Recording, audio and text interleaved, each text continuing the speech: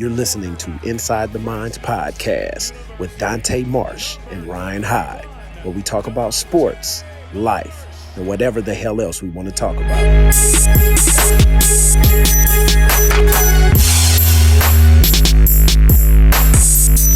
31-yard penalty to support pass interference call against the Lions this year. Curly into the hands, and there's Dante Marsh with the block, and it's going to be a pick six for the veteran. 29th career interception, almost on cue. 80-yard return for the 10-year veteran.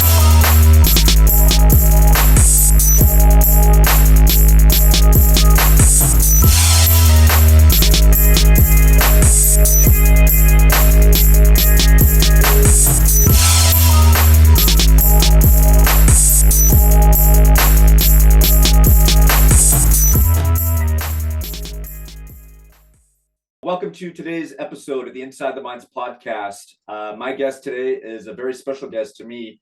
I love his music.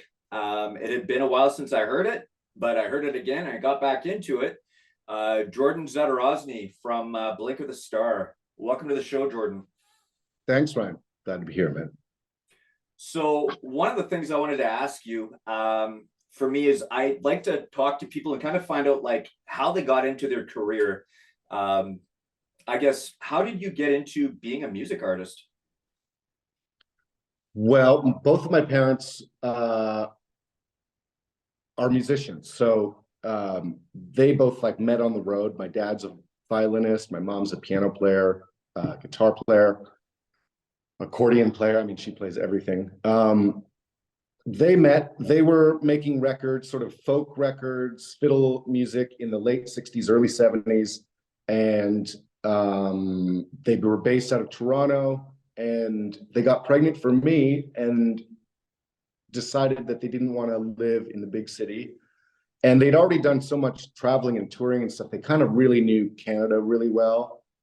And they had like infrastructure, you know, the folk music scene is so sort of connected and small that it's often sort of what indie rock became in the 80s, which is this very tight-knit sort of network of, you know, not just musicians, but promoters and gig, you know, venue owners and all that kind of stuff, labels.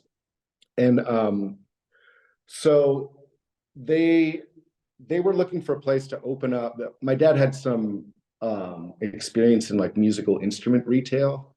So they were looking for a small town to raise a kid and open a music store. And so they found Pembroke, Ontario, was a perfect place because it was a very musical area with lots of just everyone just sort of plays and sings. So everyone needs guitar strings and guitars and all pianos and all that kind of stuff. So they opened up the store and then had me, and I grew up in this, you know,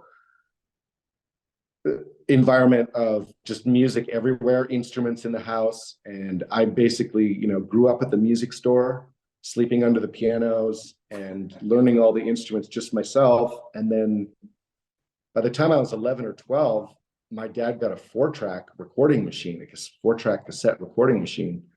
And, you know, by the time I was 13, I was like writing songs and recording them with my friends and by myself. And so I sort of got really good at sort of basic overdubbing and stuff. And so when I started writing songs, I guess when I was like 13 or 14, I had an immediate way of seeing whether it was any good or not. Like I could record it right away. The only thing I had to do was like learn all the instruments. So I just, you know, in my teenage years set about just like by necessity, learning kind of all the basic rock and roll instruments. And so, you know, that's how I sort of got into the whole thing of just recording alone, which I mostly, I mean, there's a couple Blinker records that are very collaborative with many other people on them. But certainly in the last 10 years, you know, it's me doing 98% of everything and then just sort of like parceling out little bits. But yeah, I started really early just because of them, just through their influence and just the opportunity to have all these instruments around as a little kid and records and music. And, you know, it was just, so I knew pretty early on that I wanted and needed to have a life in music, one way or another. So, Wow. Yeah. So because of that, one of the questions I wanted to ask you was, if you weren't a music artist, what would you be doing? So is it possible that you never even had a plan? It just was always music? it is possible, yeah. I mean, I went to university for 2 years, took English lit, but the plan was always to find a band or something. Yeah. And so when I moved to Montreal, I hooked up with Melissa Oftermar and my friend Steve Durand, and they already had a band called Tinker going. And so I sort of joined this sort of happening band in Montreal in 93, 94. And that was like a big step in sort of making new connections and stuff that took me to the next level, which was getting the first Blink of the Star album out and getting signed at a really young age to A&M in New York, which was sort of, you know, it happened really quickly for me. Wow. So 93, 94 Montreal. I do believe another favorite band of mine was in that scene at the time, and you probably know them, was the band named Boot Sauce. Right. Yep. Yeah. So you and I mean, I told you that you have like 6 songs that really just make me drift off, and I can just relate to them lyrically, the tunes, the singing, everything. Like it just mesmerizes me. Boot Sauce has one of those songs, and it was from one of their later albums. It was a song called The Long Goodbye from the Sleeping Booty album. And I don't know if you remember that song or not, but just was just an amazing song. Yeah, so I just thought I'd tell you that story. And you probably had seen been around Boot Sauce, I would imagine. Oh yeah, they were at the Biff Tech, as you know, as all the bands were most nights. So yeah. Right. And I'm sure you and I can talk about later on as well, if you know the different band connections you have and some of the bands that I used to listen to, like being around that scene and seeing these bands. Like how did that affect you? Did it help like set your road in the direction you were going, or Yeah, because there was like there was a lot of good music coming through Montreal. So there were a couple shows that were just outstanding. There was a Yola Tango show in like 94 on the Painful tour that was just like really kind of gave me the idea of what the live band could be at that time.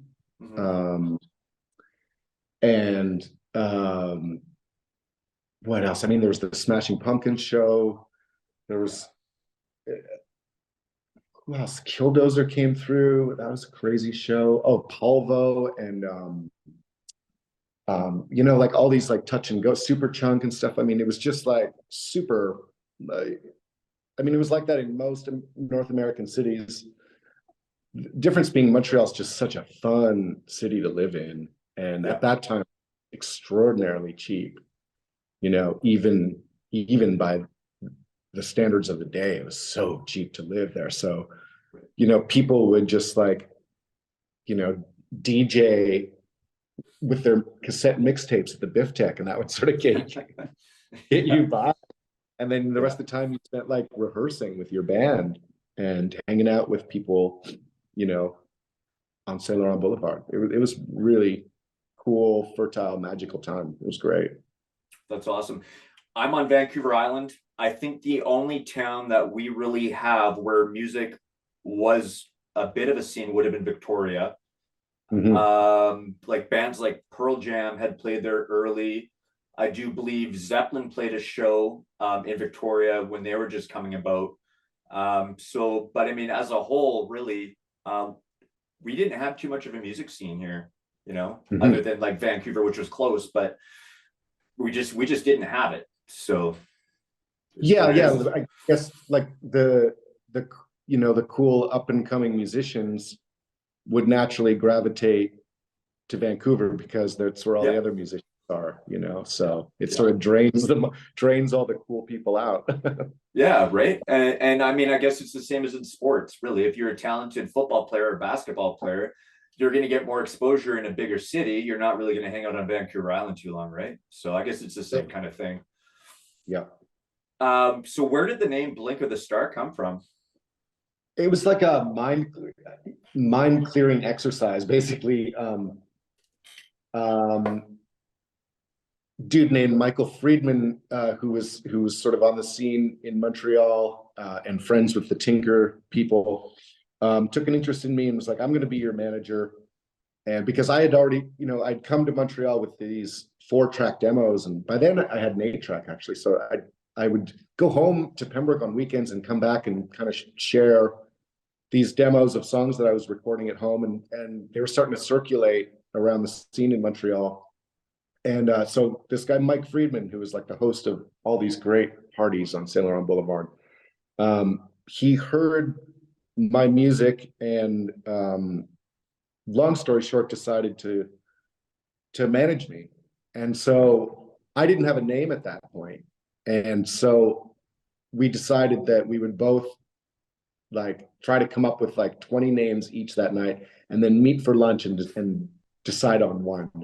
And his were awful. His were absolutely awful. Like it was like what you would imagine a manager would come up with for a band name in the 90s. It was so awful. And so anyway, mine weren't much better, but we both liked Blink of the Star. We both thought that's just sort of cool and mysterious and playful. So let's go with that. And we did. Wow. That's pretty cool. Sometimes it's like the easiest, strangest little things just come naturally. You just run with it, and that's just. I don't think about it too much. And I think like I've arrived back at that place as far as like my own music is concerned. I'm really at a point where I like to finish stuff quickly and move on and treat each recording as like a snapshot in time. And, at some point you can kind of look back and go, oh, okay, well, that record was sort of represents that period of my life. And that record sort of represents that period of my life. And my goal is to make as many of them. And so it's almost just like having like pictures up on the wall. Like I want as many as possible, as many memories as possible. That's awesome. That's really cool.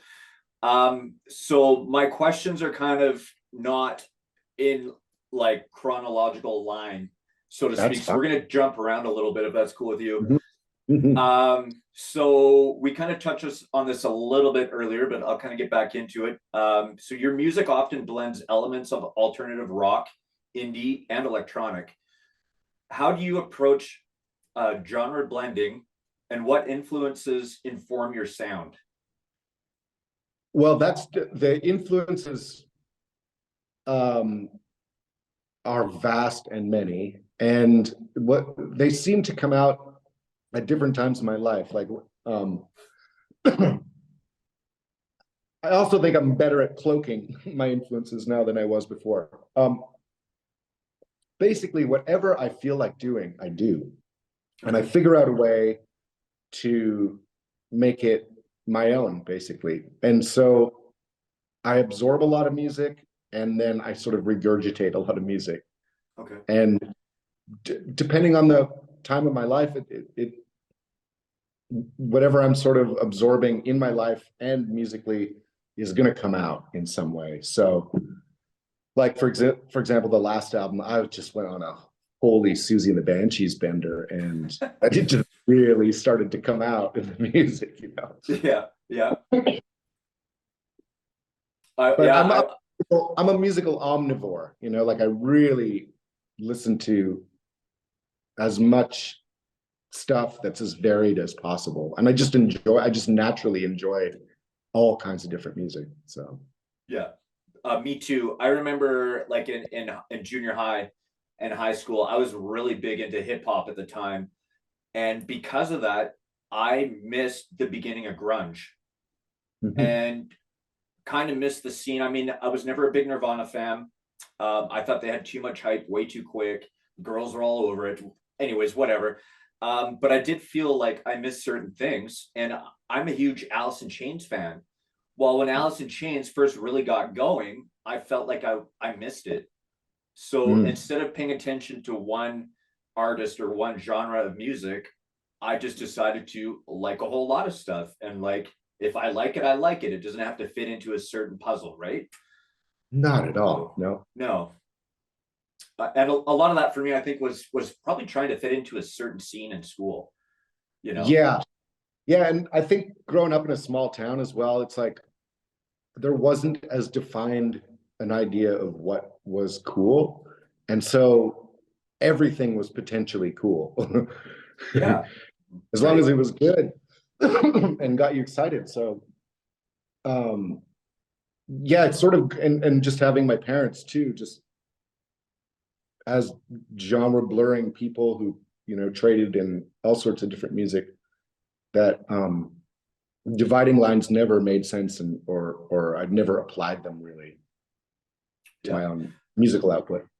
Did you feel any kind of pressure from your parents growing up to play music really well, or kind of like be at a point in your life, or anything like that? If there was any pressure, it was pressure that I sought out in the form of approval. If I didn't want to do something, I wouldn't do it. Like, I quit piano lessons when I was 8, and I was like winning all the awards and stuff, and I was just like, I had it. I don't want to do this. I want to play the guitar. Yeah. I heard Joan Jett's "I Love Rock and Roll" when I was in grade 4, and that just changed everything. I didn't give a shit about the piano anymore at all until 20 years later. That's awesome. And that is a really good song, actually. And I love rock and roll, right? So there you go, right? No more piano. Yep. So your career spans several decades. Have you seen the music industry evolve, and what challenges and opportunities has this presented to Blinker the Star? My first 3 records, I was on a major label, and that's just an entirely different world, an entirely different business model, and subject for a much larger discussion. But when that came to an end after August Everywhere, it sort of coincided with a weird time in the industry where alternative rock was on the wane, and not just alternative rock, but basically the whole idea of major labels giving vast sums of money to very creative, sort of risk-taking artists was coming to an end. And sort of the early 2000s pop era was taking off, and then just on a business level, the whole Napster thing was happening. So we were moving towards a purely digital music industry, pretty much. And I didn't know what the hell to do.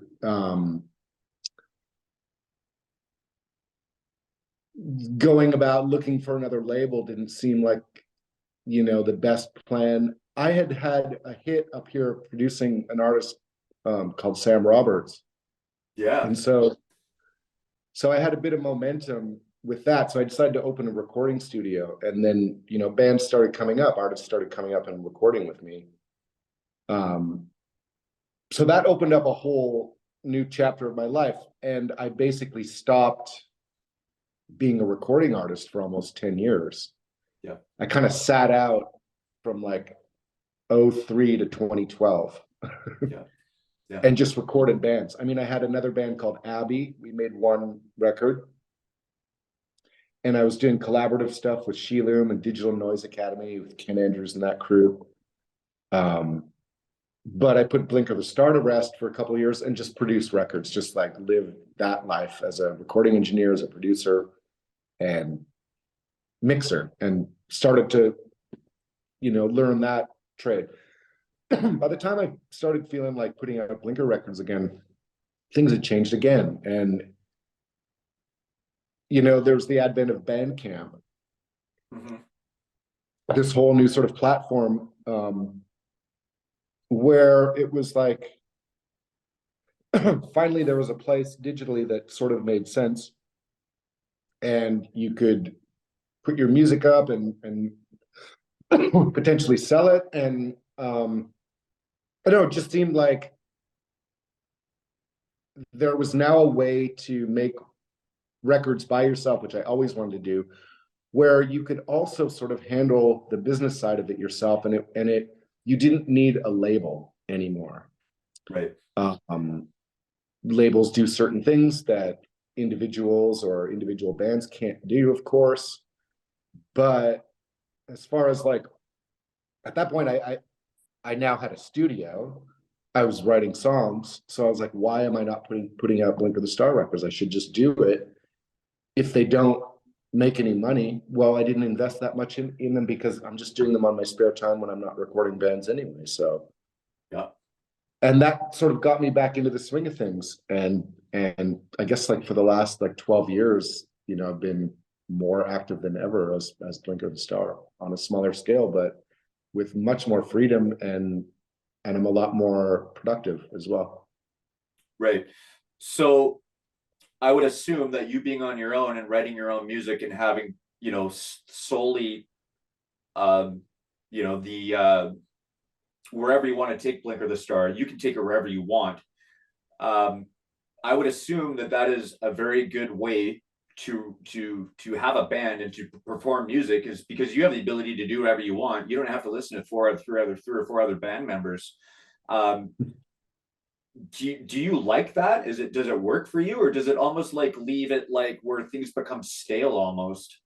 Okay, so good question, because yeah, I like it, but I also it's hard to surprise yourself, you know? Right. And so what I've been doing for the last couple of years is doing most of the writing, arranging. I build up the song. You know, most of the song is kind of recorded, maybe 70% is there. And then I kind of send it off to some of my talented musical friends, and I get them to sort of paint over it, and they come up with things that I never ever would. And that's how I sort of keep it fresh. It's basically, I just have like temporary bands. You know, I form a new band on every song I write, and I decide like who, you know, sometimes it's just all me, but more often than not, it's me and then one or two other people adding different colors that I would never think of, little splashes of, you know, interest and stuff all over the track. So that's how I kind of keep it fresh. I don't like doing everything by myself. Right.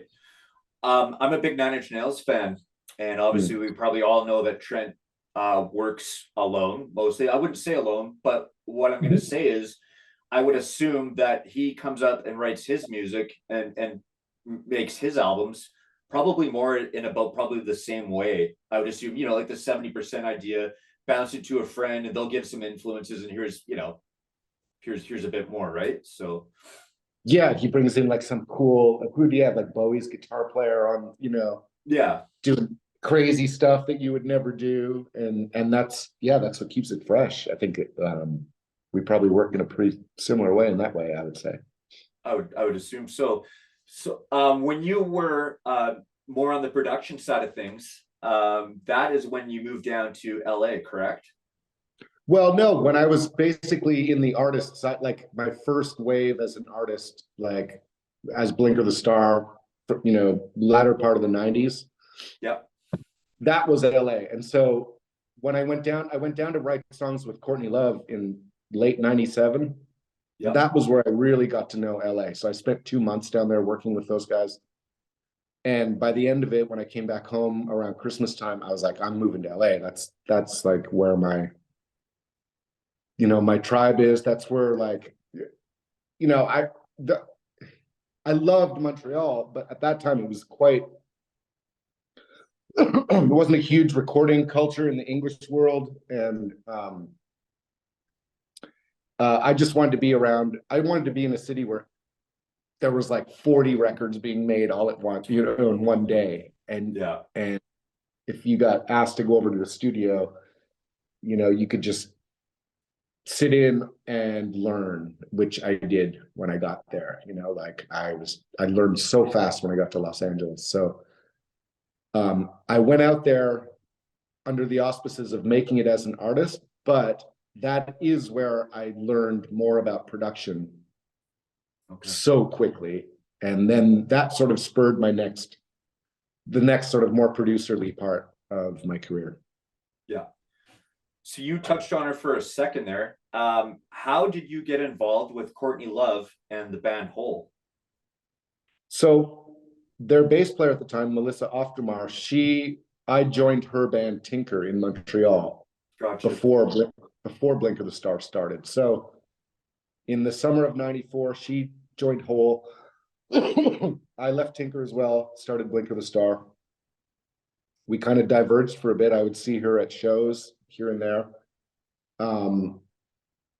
But then she brought Courtney to see us play at Brownies in New York in like September '97 or something like that. Mhm. And Courtney loved it. And she like, came up to the front of the stage after the show and said we should write songs together. And I was like, oh, I was packing up my shit, like they were like, get off the stage. It was like one of those festival shows. It's like, get off. I was like, okay, great. Yeah, I'd love to. So at the end of that tour, they called me and I flew out at the end of the tour from Kansas City to LA. And I was out there for like 2 months, writing songs with her mostly and hanging out and like getting to know LA and being around her. She was already very famous. So it was like, I learned a lot about what fame is Yeah. and what it isn't. Yeah. And, I was just right in the thick of things for a while, and it served me very well. I kind of kept my mouth shut for a lot of it. Yeah. There's a lot to absorb. I bet. Did you find yourself being kind of like starstruck at all during that time, or did you just kind of like fit in mentally, just whatever? No, I wasn't starstruck. Growing up in my parents' musical world, there was like what I perceived to be rock stars in their little world, right? And they, Right. they're nowhere near household names. But within that little scene, they were rock stars, and their personalities were just as big, and their appetites were just as big as real rock stars, right? Yeah, of course. So Yeah. I grew up around some of these like musicians with big personalities, and kind of learned at a young age when to get out of the way, when to engage, and that sort of thing. And I found when I got out to Hollywood and started swimming in those waters that it was quite similar in the way that people behaved, similarly outrageous. And it even by then it would have taken a lot to shock me. I mean, I learned a lot. There was a lot of shit I saw for the first time, of course. Yeah. But I just kind of rolled with the punches, and yeah, it was cool. I wanted to be there so badly that, Yeah. it wasn't, it just felt natural being there. So. Wow. That's actually, that'd be probably a pretty amazing experience. And then to feel like you felt there, like you belong there, I would assume you were able to take more of it in because you weren't focusing on trying to fit in. You fit in. You could just take it all in, I would think, right? Yeah. And yeah, stuff was happening fast and I was developing fast. So it was just all crunching all at once, That's pretty crazy. I got a couple oddball questions for you. We're going to get into one of them right now. I actually just asked a coworker this last week. I think it just came to my head and I was like, who would you pick? And so he gave me his answer. If you could see any band, dead or alive, right now, if you could like time travel at any time, who would you go and see? And why? Oh, I have to. Do you want me to give you my Led Zeppelin, 1972 in Vienna in July 1972. I would go to that particular show. I've heard a bootleg of it. It's insane. You know why I'm biting my finger right now? Why? Because my answer was Zeppelin in Seattle in the 70s. I don't remember the exact date, but they were. I know some people that were there, older people, that they said it was amazing. I have the DVD of that show. I have a few DVDs of Zeppelin shows, probably the same ones that you have. Yeah. And yeah, just Zeppelin to me. My sister listened to a lot of Led Zeppelin at the time. She's 6 years older than I am. And I remember her picking me up in school with her car, and she would go on gallivants, usually up a mountain, scaring the shit out of me with her driving skills. But I remember like the song Black Dog just has like a timestamp in my brain. And I don't know about, this is weird for me. I can remember where I bought every single one of my CDs, like the day I bought them. And it's really weird. And I know that, music and memories play a big part together. But it's weird how much music has influenced my life and thoughts and stuff. And I really started thinking about it. Another big one for me, Van Halen, and the album, the one with Jump and Panama, 1984. Yeah. When I played street hockey, the older kids, again, my sister's age, would bring out Van Halen's 1984 and just play it again and again and again and again. And it just takes me back. I mean, my parents live on the same street. I can walk back and look at the street when I'm standing up, and live it and hear Van Halen still. It's amazing. I love it. Time traveling. Yeah, it is incredible the way music can do that. It's absolutely crazy. But yeah, it's funny that you picked Led Zeppelin. Yeah. And that's my oh man. Okay, so if you had to go with the second one, who would you pick? I do have a second one. Oh man, let's see. I mean, there'd be 100 tied for two. I mean, I would like to see Prince on Purple Rain tour. Yeah. I'd love to see like when Velvet Underground played like in Texas, and they would play these weird bars, and there'd be like 30 people there. I'd love to see that. Yeah, that would be amazing. For me, it was probably obviously the Rolling Stones, but not my second. My second would have been Phil Collins with Genesis. With Phil on drums would be part of my language, would be fucking amazing. Yes. It really would be. I'm a big Phil Collins fan, and I would have loved to have seen him with Genesis. I'm a massive Phil Collins fan. Massive. Yeah. Could you imagine if you had the opportunity to work with him? I tried. I actually, I'll tell you, I sent a letter to his manager, Tony Smith. When was this? In 2018. There's a song on the album, Careful With Your Magic, called... Oh, damn. Oh, it's called Island Swan. Okay. So I had the music done for that song.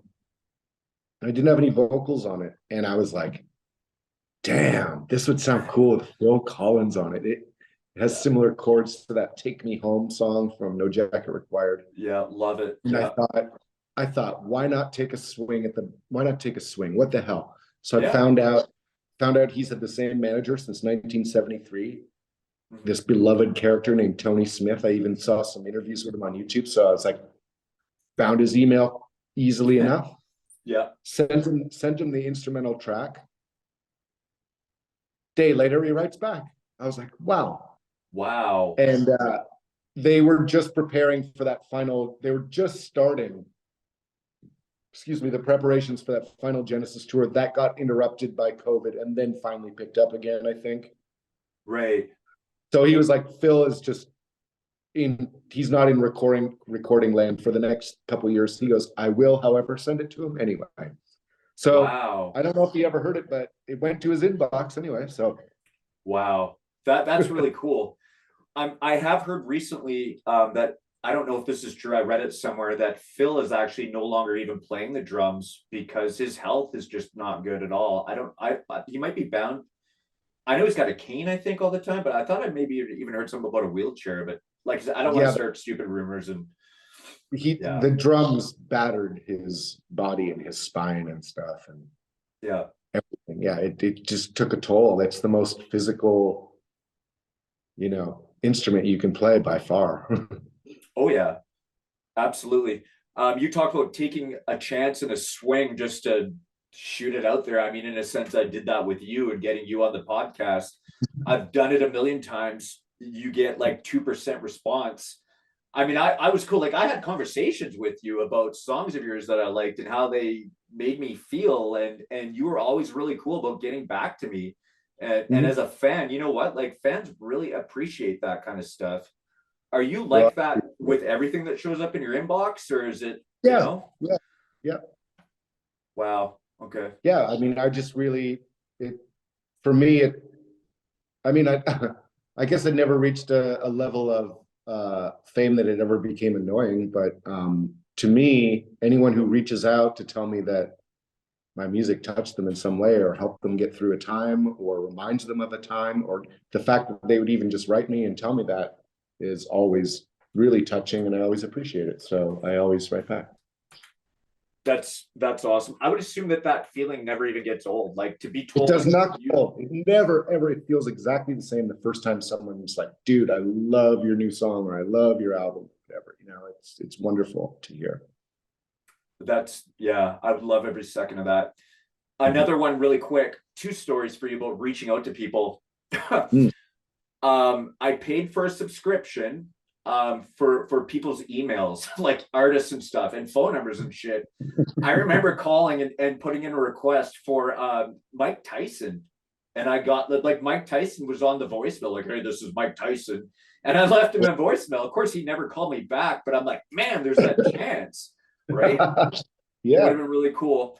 One on a bit of a kind of on a different topic. So Sue Klebold is the mother of Dylan Klebold, who was one of the Columbine shooters. I reached out to Sue because she had gone very public with her story.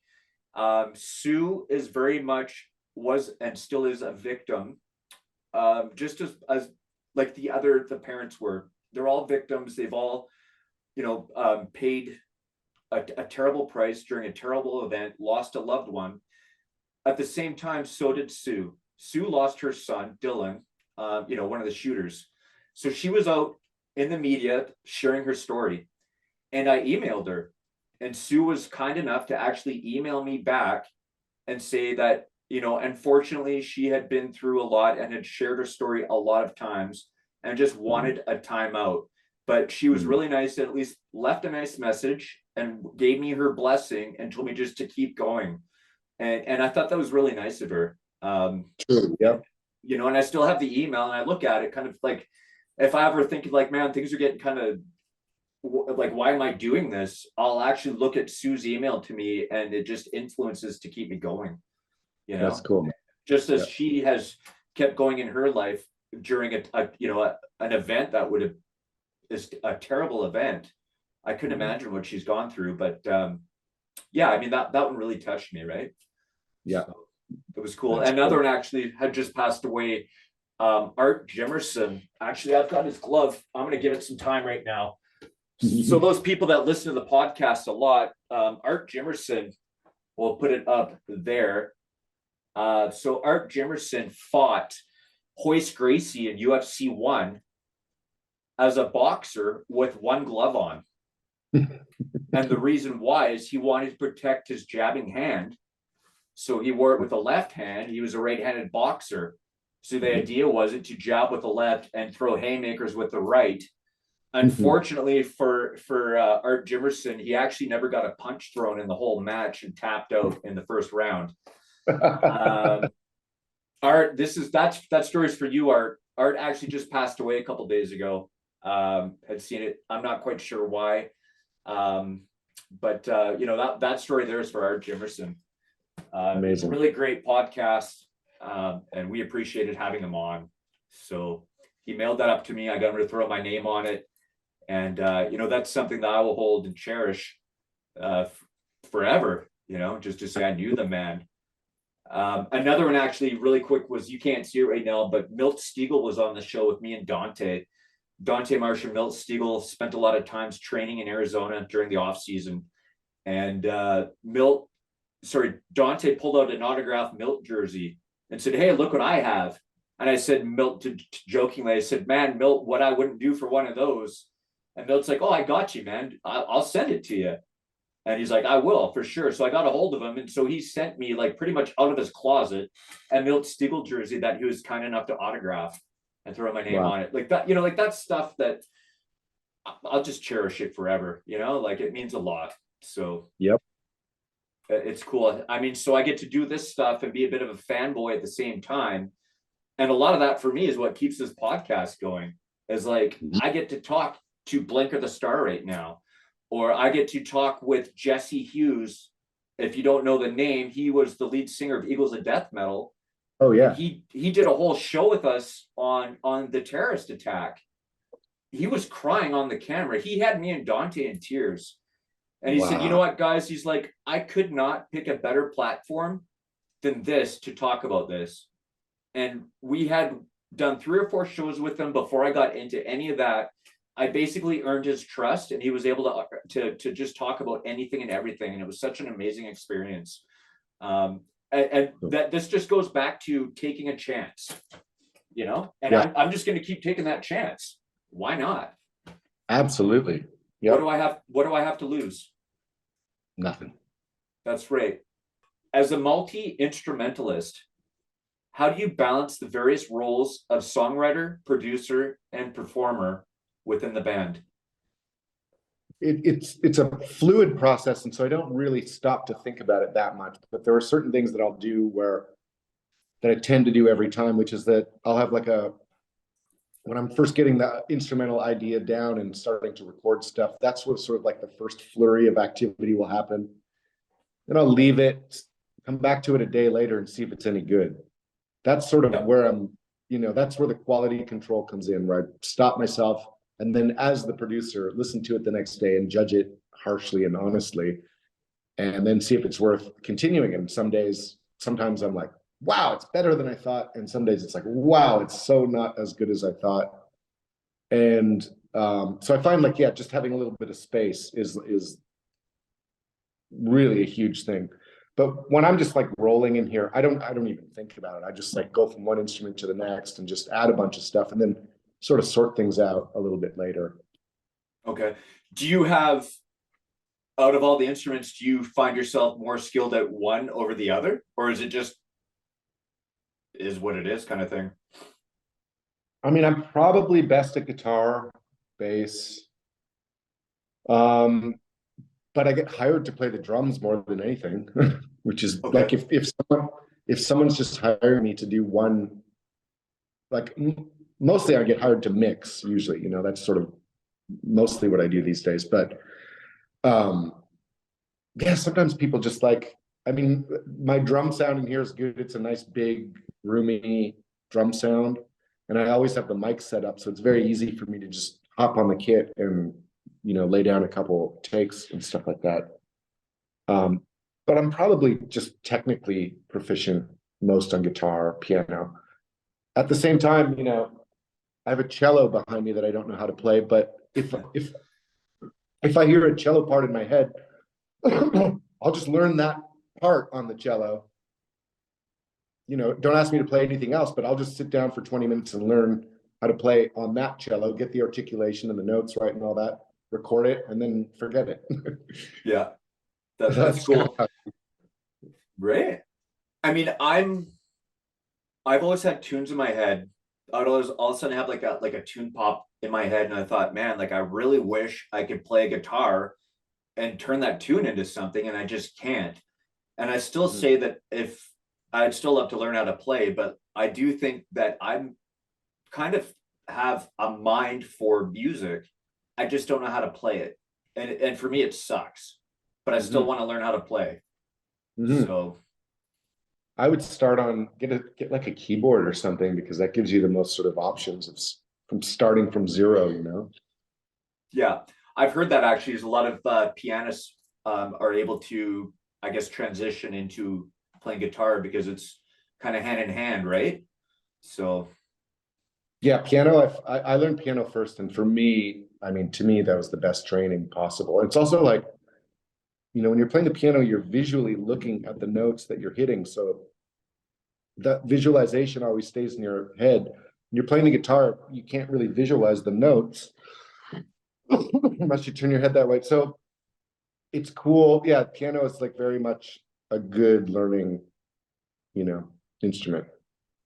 Maybe that's what I'll do. Maybe I'll pick up a used keyboard and plug it into my computer and just start playing around, right? Recommend you do. Yep. Yeah, I've never even thought of it until right now. So maybe that's a sign, and I'll just take it. We get signs and gifts all the time, right? I pay attention to them, so maybe that's one with Jordon. I'll let you know how it goes, buddy. Please do. So on to the next question.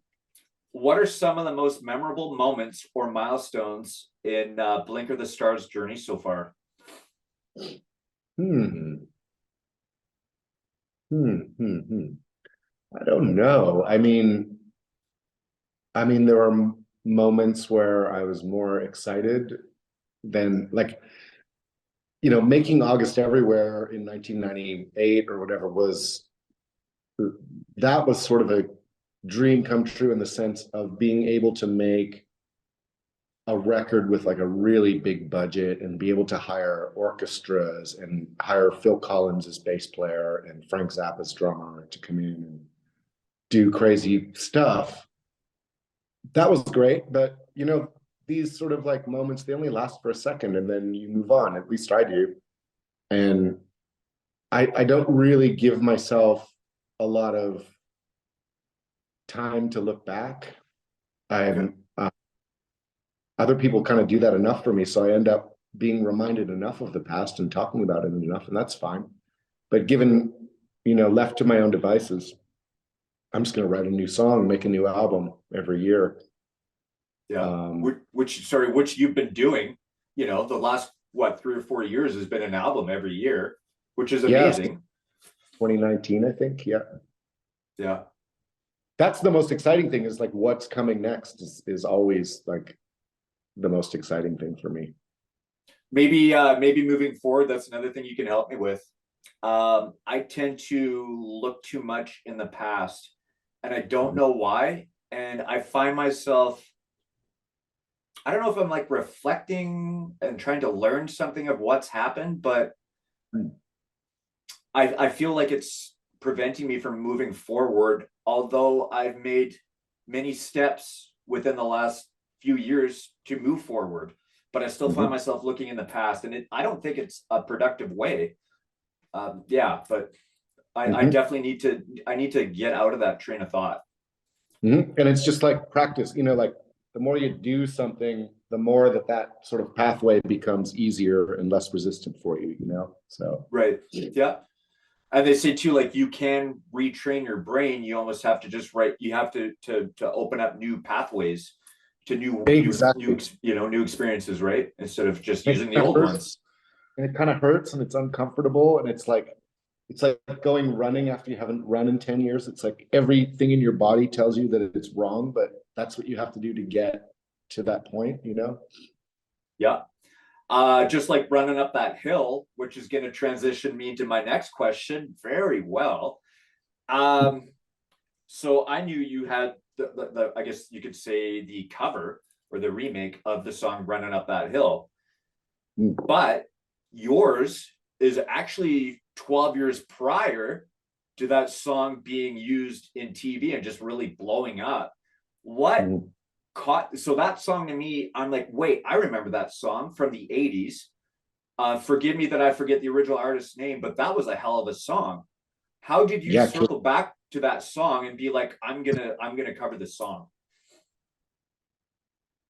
I sometimes just do covers as exercises, in sort of like, I'll find a song that I adore and I want to be inside of it.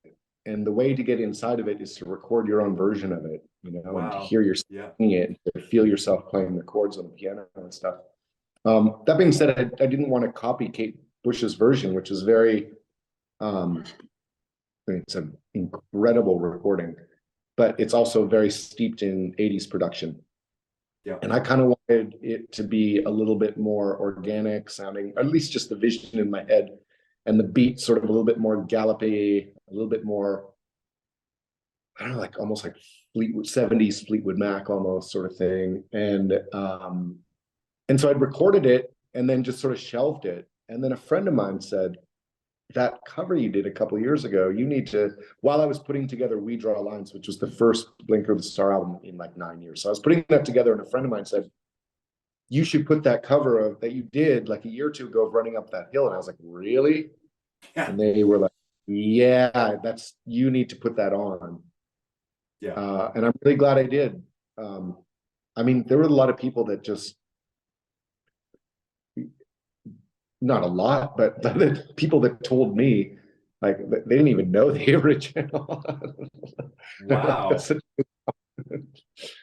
So I just adored the song. I just wanted to get inside of it. So like I didn't have it wasn't like a commercial idea to do that. It was just for my own studies, you know? Yeah, definitely. That's actually really cool where you can like you said, like get inside of it and learn how it works and learn how it was made and sung and played and really like feel it. And then to do Well, such a great job, you know? well, they say like if you want to be a writer, take a page of your favorite book and actually just write out the whole page. Yeah. To know what it feels like to write the last page of The Great Gatsby. Yeah. To be able to inhabit that level of poetry, just to see what it feels like to actually write it out. Oh my God. Can you imagine if you could do that by yourself?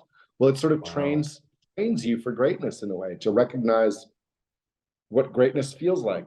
It's not yours yet, not your greatness yet, but you're able to just get as close to it as you can, to that person's brain. Wow. I've never even thought of it like that.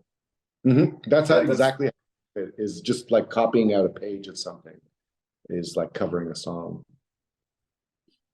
Wow. I'm actually learning a lot in this podcast, which is great. Like I take pieces of things from every person or every artist or athlete we have, which is great. Like this is why we call it Inside the Minds, is because we're getting inside the mind of Jordon right now from Blinker and the Star, and learning what makes you tick and how your thought process is and all these things. And you've brought up some really amazing points of how you live and how you learn and what you bring to the table. And this is exactly why we do it. This is what keeps me going. Cool. At the time, you must have been one of the first to record it, correct? Yeah, I didn't know of anyone else that had done it at that point. Right. And then to listen to it now, because everybody knows this song, and to think that you were one of the first, right? And I love your version of it. I think your cover of the song is the best cover. And I'm not just saying that because you're sitting in front of me. Honestly, think that. So anybody else who hasn't heard that cover, please go check out Blink of the Stars, Running Up That Hill, because it is an amazing song. Cheers, man. With the rise of streaming platforms, how do you navigate the ever-changing landscape of music promotion and distribution? Well, distribution's been sort of static for a couple of years, but promotion changes, it seems like, every few months. And here's like the biggest difference is that even 5 years ago, there was incentive to send out your music or your press release to as many sort of, print media, entertainment print media places as possible. I almost have like no incentive to send anything out to the press anymore. I have nothing against the press, and a lot of my friends are writers, and I love good music writing and all that, but its influence seems to be quite negligible. And also, these outlets don't have the cash to hang on to great writers anymore. They just don't have the cash to pay writers to write about music in an intelligent, thoughtful way. So, because the readership's not there. So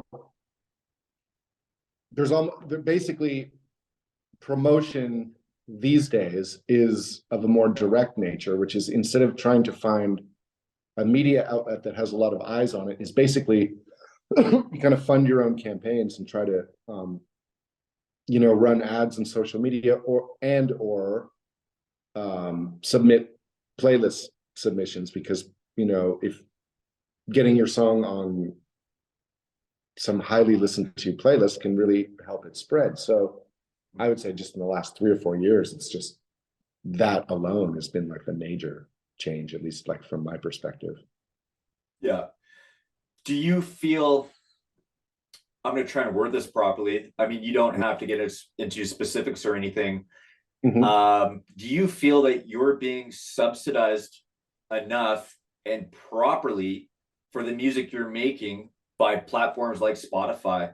Because I had a conversation with Jesse Hughes about it, and he kind of enlightened me a little bit on, you know, music platforms and how it works. He's like, basically said, like, you know, we're not getting what we should be. I mean, and you don't, like I said, you don't have to get into specifics, but I just kind of want to hear your thought on that. On like what they're paying, like their payout. Yeah. So what they would be paying you for your music? Like, do you think Right. you're getting enough per play, or is it just like, you know? Well, I would always take more, but at the same time, I mean, it really depends on like, if you're putting your music out on a label, well, they're probably going to take 50% of whatever you earn on streaming. If you have a manager, well, they're taking, another 15 to 20%. If you have a publishing deal, where they're taking 50% of that as well. So, I mean, the artist can end up with as little as, 10 or 15% of, 0.04 of a cent per stream. So because I play and write and release everything myself, I get 100% of it. So I don't know. I tend not to complain a lot too much about the industry, because tomorrow the target of complaint is just going to be something completely different. Yeah. And I'm so focused on recording and creating that I kind of just like roll with the punches with the industry. Okay. I don't get too fighty. I mean, I pay attention as much as I possibly can. But I'm mostly, again, spending my time creating. So Right. Streaming is here. Right. I mean, the only way around streaming for you as an artist is to stop making music. Unfortunately, it's like it's here to stay, basically, right? Like, yeah. What else do you do? And it kind of reminds me of Metallica and the Ticketmaster stuff back in the day, and how much negative that actually created for Metallica as a band. There ended up being some hate towards the band because they were, the bitching about Ticketmaster. So yeah. Sorry, go ahead. And Napster, I think, too, weren't they? Wasn't that? Oh yeah, maybe it wasn't them at Ticketmaster, it was Napster. I can't remember was it Pearl Jam and Ticketmaster? Pearl Jam. That's right. Okay, that's right.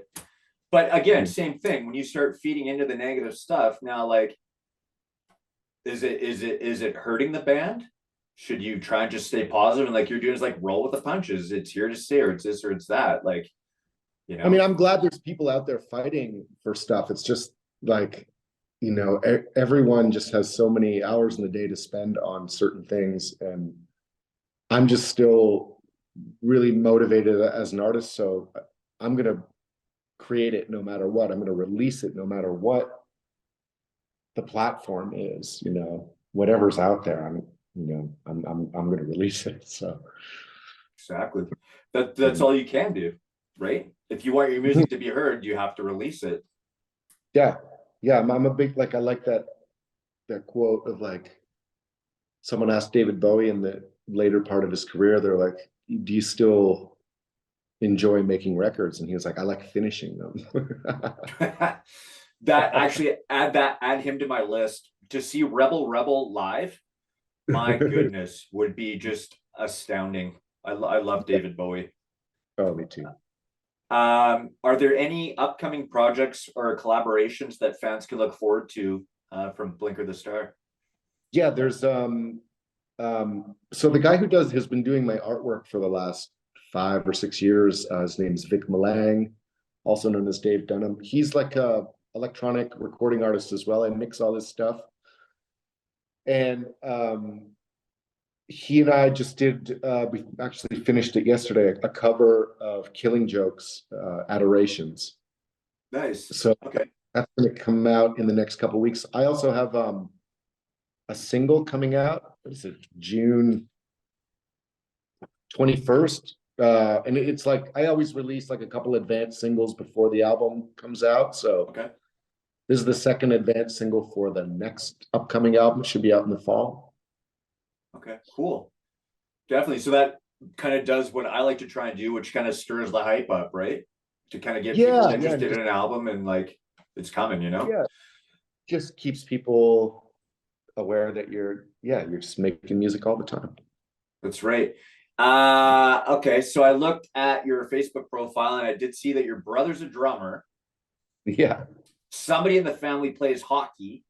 It's hockey playoff time right now. Things are getting hot. You know darn well, I'm going for the Canucks being on the West Coast. Who's your hockey team right now? Who are you pulling for in the playoffs?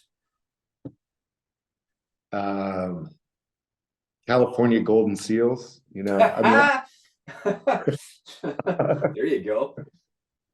I'm out of it, man. I am so out of it. But like about 100 yards that way, where my brother and his kids are, they're like rabid hockey fans. I played as a kid, but I just haven't followed in recent years at all. I like playing again more than following. Me too. Sidestep on that is I was in a really bad construction accident in 2001. I mean, I fell 45 feet off a balcony at work, landed in a wheelbarrow that I had put in the morning. I put a wheelbarrow down, and turns out like 4.5, 5 hours later, I landed in the wheelbarrow that I put there. And if I had hit concrete, I would have been dead. Like I had angels on my side that day. Long story short, I used to play ice hockey when I was a kid. I was playing forward and left wing. After my accident, they were like, sell your hockey gear because you can't play contact sports anymore.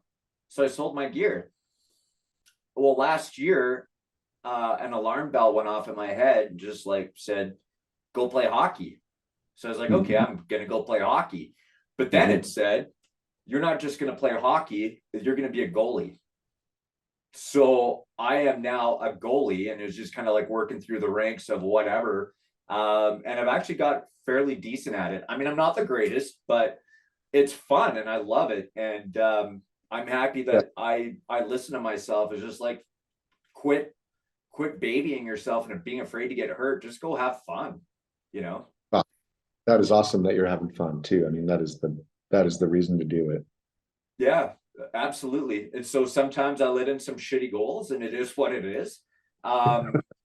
You know, but it happens. And I did always play road hockey. I played in goal.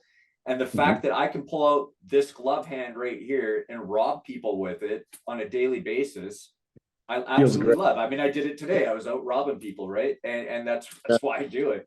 And when I let in a shitty goal, I always tell myself is just go for redemption. Just make that next big save, and that you make the save and it keeps me going. If it's late in the game and I don't get my redemption, sometimes it sucks, but then I go for the next game and just like, okay, like get that redemption, right? And just keep playing off it. So love it. It's been a fun time. We're getting near the end of the show. How has your journey influenced your music over the years, and how do you see it evolving in the future? Well, at this point, you know, the albums are the albums, like I was saying before, they're little timestamps, you know. And it's funny now, like, because I you know, when I used to put out albums once every 3 or 4 years or whatever, you would take that album to be representative of that time period, which would be 3 or 4 years. But now I'm packing a lot more music. I have to pack all these life experiences into albums every year now. So it's almost like they're now recording micro eras of my life instead of vast eras, you know? Yeah. And sometimes I need to stop making music for a couple days or weeks and go and just live for a while, you know, and just live life for a week or so, and then come back to it with a new vitality and freshness. I mean, that's essential. I mean, because burnout is real in any sort of activity. If you just keep doing the same activity over and over again, eventually, you know, you hit some sort of needing of a break. and I'm like that, but I spend so much time just in the studio alone that it's not that hard for me to make a record every year. So Yeah. Pretty Pictures was and still is an amazing song. Where did you find the lyrics? And like it just what does the song mean to you? ah Like what is it about? Like gosh, I always wondered, like, was it like about a girl? Was it just like an experience in your life? It well, was just really different at the time in such a crazy great way.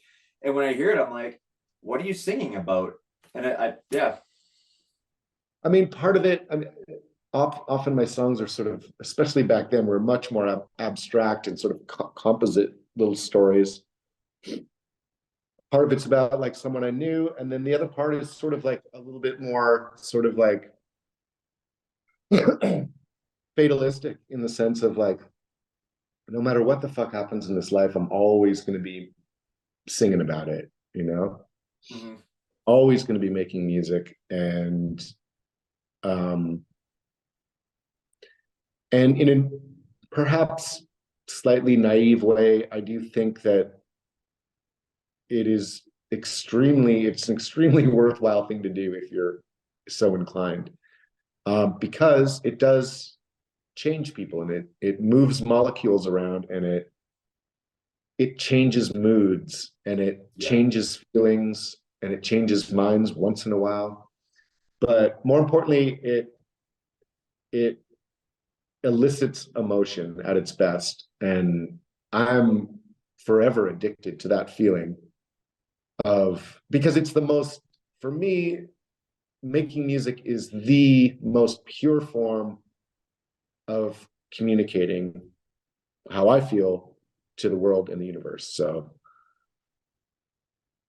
I'm forever addicted to this process of putting my stamp on eternity in whatever small, futile way is possible. That's what the song's about, really. You know, pretty pictures back then, it was analog photographs, are representative of the, how everything is basically in a state of entropy, and how pictures are not going to last forever. But that melody is going to last forever. Yeah. In some form. Yeah.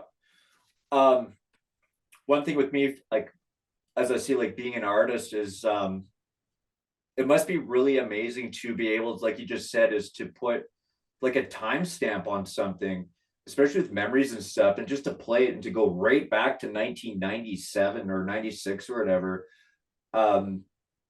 That must be a bit of a trip without really knowing any other way to explain it. But to know that you can influence that on someone would just be amazing. Like, I don't know how to explain it. I think in the face of in the face of, like, the finiteness of life and existence, that like these attempts to transcend death basically is the motivating factor, I think, of not only art, but I think a lot of human behavior in general. Yeah. So we're going to go through my favorite Blinker songs right now, just briefly before I get to the last question. Right now, heavy on repeat for me right now, and you're actually, I love you for this, is Walk Through the Park. Oh, right. Yeah. I don't, it's the guitar at the end, it's the melody. I don't know, it just, and the lyrics, it just gets me.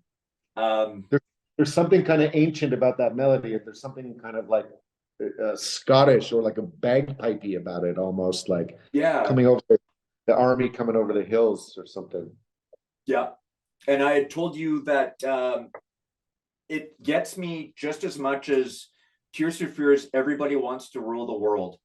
And the very Wow. last 15 seconds of that song, the guitar, if you listen to that, just that guitar, makes me Yeah. just drift, and I just don't want it to stop. That's And it cool. just sounds amazing to me. And I'm telling you, I'm getting that same experience with Walk Through the Park. Oh, And amazing, man. Thank and you. for me to be able to just share that with you and tell the artist that their song hits you like that is crazy. And you know, thank you for sitting down with me right now and giving me the opportunity to tell you that, because it's amazing. I appreciate it so much. Thank you. And I hope you're in the future, you keep going with Blinker and you can keep doing that to me. And you know, because it's been Me like too. I've been playing your albums like the last several, and there's at least 2 or 3 songs in every album where I'm like, holy shit, like I messaged you like 3 or 4 times. I'm like, dude, like this song and this song and this song, like You're gonna have a hell of a Blinker playlist, man. right. Siren for me is another one, is a really good yeah. song. I'm really happy with that one. That one to me is like sort of signaled the latest, my latest phase of things, like getting back into more guitar-y stuff. So yeah, that one's an important one, Siren. Neri Aloha is another Wow. one. Yeah, that was the show ender for years and years. We would do like an extended version of that. That was like very ecstatic and extended, like 20, 25-minute, always ended in like my hands bleeding from the guitar somehow. But I've always thought of re-recording that one, you know, like because it was done, you know, when I was 17 years old in pretty primitive circumstances. But I always thought that one was like kind of good enough to redo at some point with bigger production values, perhaps. Please do it. Yeah, please, definitely. Are you going on tour soon? I doubt if I'll be going on tour soon, but you know, I always like to do a couple shows every couple years and put together a little 401 run, as I call it, like, you know, from Montreal to London or Hamilton or whatever, Okay. and put a little gang together. You know, if someone bigger, you know, if like Beck came up and said, all right, get a band together, you're opening up for Beck, you know, of course I would put together a crazy good band and go out and kill it. But you know, to go out there and sort of like break even and stuff is like, it's a lot of effort to put a band together. I mean, I need it to sound great. I don't want to go out there and do it half-assed or anything like that. So probably not a big tour, but shows. And I was thinking about recording a show in the studio here with maybe 10 or 15 people, just like local friends. And because it's big enough, and just record the show so it would be like pro audio, it'd sound awesome. Wow. And just have a couple hours and do like a set in the studio and then put it on YouTube. And then it's like, you know, people get a taste of the live experience a little bit without me having to bust my balls. Oh, for sure. I couldn't even imagine like what goes into like putting a production and a tour together. Is probably quite a bit. One for me, actually, I saw 9 Inch Nails in Victoria on my 30th birthday, and it quit in 2008. I had a really hard time with my 30th birthday. I was like, oh shit, I'm getting older. But that concert for me was just like, okay, like it's okay. It's good. I'm gonna go watch my favorite band go put on a kick-ass show, and they did. One last thing really quick before we let you go. Can I please be in your recording studio if you do that? Yeah, for sure, man. Absolutely. Okay. Please get me there, and I will be there. Just let me know when, how, and when, and I'll show up and be like, yo, Jordan, I'm here. Please put on a show. What advice would you give to aspiring musicians who are looking to carve out their own path in the music industry? Well, as the industry itself is going to be changing, I think that any advice I would give would be almost immediately obsolete. However, there are certain things that are not obsolete, and that is like, you know, find a sound that you like and just obsess over it. Like, basically find one thing you want to do musically and just immerse yourself in that one, like get good at one thing, one genre, one vibe, one drum beat, one guitar sound, whatever it is, just like find that sound that it is that makes you go nuts. You know, that's the sound, that is that the emotionality of that sound speaks to my soul. Find whatever it is, whether it's like a guitar with a chorus pedal or a drum machine with a distortion pedal on it, whatever that sort of like aesthetic is, dive into that and just ignore other things. Don't worry about like being good at everything. Just be good at one little thing that you love doing, is what I would say. Yeah, that's really good advice. And I totally agree with that. Find something you love doing and just go and do it. You know, who wants to do something they hate doing? Narrow it down, you know, really chisel it out and refine it, make it small, and then go inside it as deep as you can. I thought of one more question. I hate to do it to you. Your top 5 music artists. Let's hear them. If you have a top 5. In no order, of course, right? Sure. So like Beatles, Led Zeppelin, Joni Mitchell, Prince, Judy Sill, and you know, these days, like the Susie and the Banshees has climbed up so high in the last couple of years, like in the charts of my favorite bands.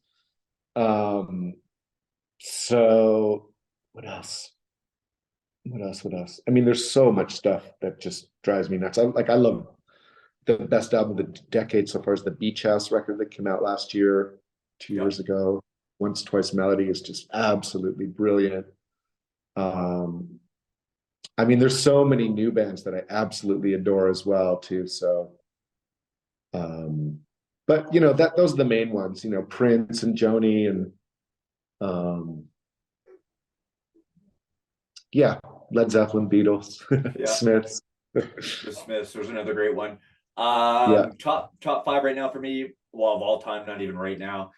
And I hate to put them in a top whatever, but sometimes you have to do it. So the Deftones, 9 Inch Nails, Alice in Chains, Blink of the Star. You're getting in there, buddy. You're making some good music, man. You know.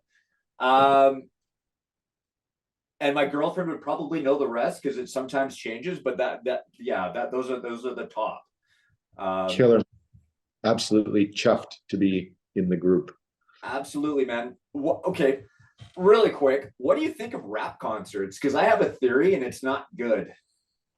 I haven't been to one in so long. I mean, I went as a teenager and saw Public Enemy in this. Sorry. You are so lucky. I was in grade 10 and it was in this like community hall in the west end of Ottawa. It wasn't even a venue. It was not even a venue. And it was fucking amazing. And it was thank you. Like first of all, Maestro, Fresh West, as he was known. Thank you. Love him. Opened up the show. Wow. Opened up the show. And then Public Enemy came out. First of all, like the guys with Uzis and machine guns come out onto the stage. It was fucking terrifying. But it was incredible. Tell me they were fake. Yeah, I mean, they're not, they're not getting them over customs for sure. No, right? But it was absolutely incredible. And we were just like stunned teenagers from Pembroke. And I remember leaving and it felt like the low end had rattled one's chest so much that it felt like my ribs had been permanently like moved around or something, or like that there was like a hole burrowed through my chest because of the low end hitting your chest all night. Right. Was so profound. It was just like, yeah. But that's all I can speak to. That was a long time. Dude, there's a couple really good Public Enemy songs on my workout playlist that I can't get enough of. She Watches Channel Zero. I don't know if you remember that one. It's just such a good song. Yeah. We just saw recently, and I've already had this theory. We saw Obi Trice in Port Alberni. He was actually my very first concert, 2007 in Victoria, but I saw him like a month ago, and it lived up to my theory. Like, it's canned music or a DJ and a dude with a microphone and no talent. And I hate to say it, but like, I mean, if I got good enough, I could do it.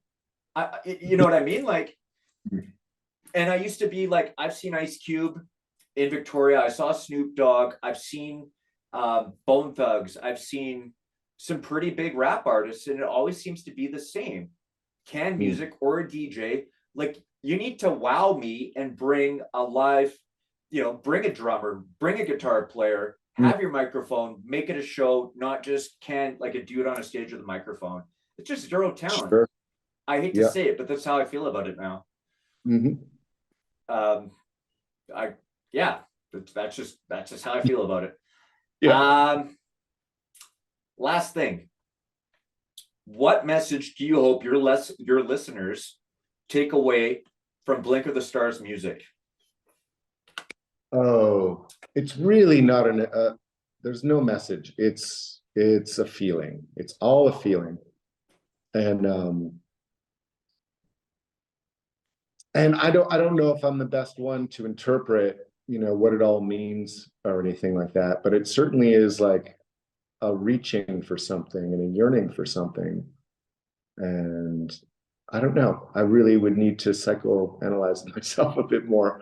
But it's not a message, and it's a feeling more than anything. And it's somewhat of an escape, the music that I make. It's like escape into my world, kind of, basically what it is, or how I think of it. That's how I'd state it. Perfect. Can we get you back on the show in the future? Absolutely, of course. Definitely love to have you back on and talk some music, especially like hearing the stories about Public Enemy. That's amazing, man. That's really cool. I wanted to ask you about Chris Cornell, and I never got there, and we will do that in the future. There's a whole bunch of other stuff we could right. Yeah. I didn't even know you worked with Chris Cornell until like 2 days ago. Oh, wow. And so I didn't even know. Rest in peace, Chris Cornell. Dude, that Soundgarden album, Super Unknown, is the album for me that had the most influence on my upbringing and changed me. Was Super Unknown. That album from start to finish. Back then you had so much filler on albums. That album had no filler, and it was all go for me. It was amazing. Just a great album. Loved every second of it. Absolutely. All right, Jordan, I appreciate you taking the time to come on the podcast. Finally, I'm happy we made it work. And I'd love to talk to you again, man. My pleasure, Ryan. Thanks so much, dude. We'll do it again.